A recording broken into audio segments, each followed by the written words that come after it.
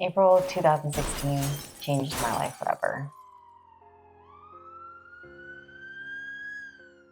Like any typical day, I was driving home from work and stuck in rush hour when a careless driver smashed into the back of me while I was stopped at a stoplight, crushing me between another car and resulting in some serious injuries.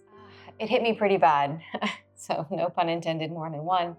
I was an avid bodybuilder and power lifter, so I was in the best shape of my life at the time, and I was very active. And what it did is it took me from being extremely active in the best physical shape of my life, and it took it away from me in one careless moment. I felt defeated, I felt depressed, and for a little bit I felt hopeless. Adopting mindfulness and clean eating have really been a huge part of my success and my recovery.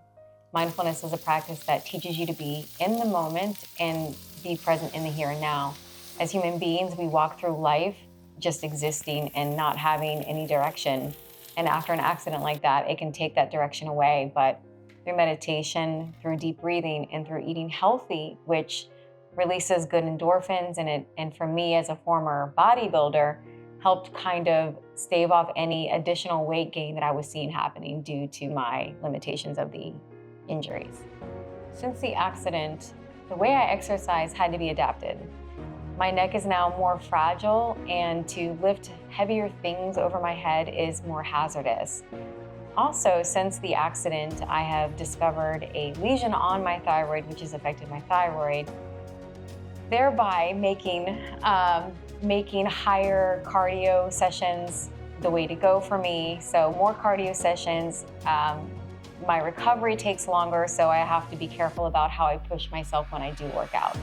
For anyone who's going through something like I went through, or getting back on the wagon that you fell off of, all I can say is this to you. No one is going to suffer but you if you quit on yourself.